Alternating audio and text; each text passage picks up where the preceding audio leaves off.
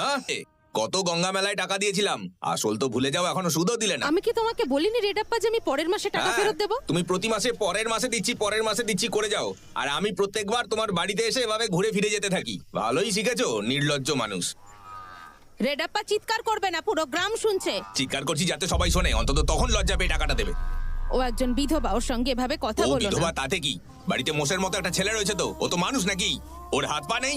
না রেডাপ্পা, আমার ছেলে মিলের কাজে যোগ দিয়েছে, সে যা আয় করবে তা দিয়ে মাসে ও মাসে কি তোমার শোধ টাকা শোধ করবে? করবে। ও অনেক আগে কাজ ছেড়ে দিয়েছে, জিজ্ঞেস করো ওকে।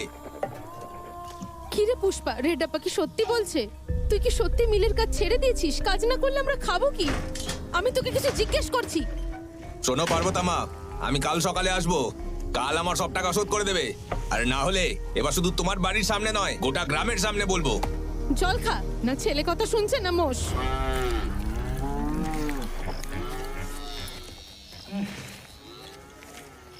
আসল ৩,০০০ এবং সুদ ৩,৬০০, মোট ৬,৬০০।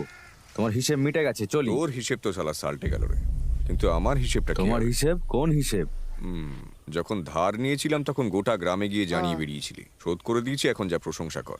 এটা তো সহজ, তাই না? হ্যালো গুরাপ্পা, ভেঙ্কাটাদ্রি পুষ্পা ঋণ শোধ করেছে। ঠিক আছে, আমি এখন যাই। এ দাঁড়া, কাল যে সব লোক ছিল তারা এখানে আছে নাকি? তাদের বাড়ি কে যাবে তাহলে? এবার কি বলবে? এই গানে, গুরাপ্পা, কাল গতকাল যারা প্রত্যেকের ছিল নামে তাদের হাজিরা লিস্টটা দাও। লাগিয়েছিলাম না আমরা? ওখানে মোট 106 জন ছিল।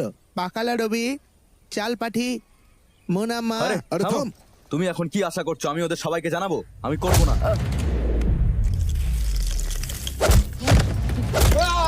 কন্ডাল নাইডু। শোনো কুণ্ডাল নাইডু, পুষ্পা ওর সব ঋণ শোধ করে দিয়েছে। শোধ করে হ্যাঁ, দিয়েছে ও ও? পুরো ঋণ আর শোধ হলো করে দিয়েছে। বাইপানা শুভলক্ষ্মী, বাটিয়ালা আলিভালু। ওর পুরো ঋণ শোধ করে দিয়েছে। পুষ্পা, ভেঙ্কট সুব্বামাকেও জানাও, সন্ধ্যায় উনি দুবাই চলে যাচ্ছেন।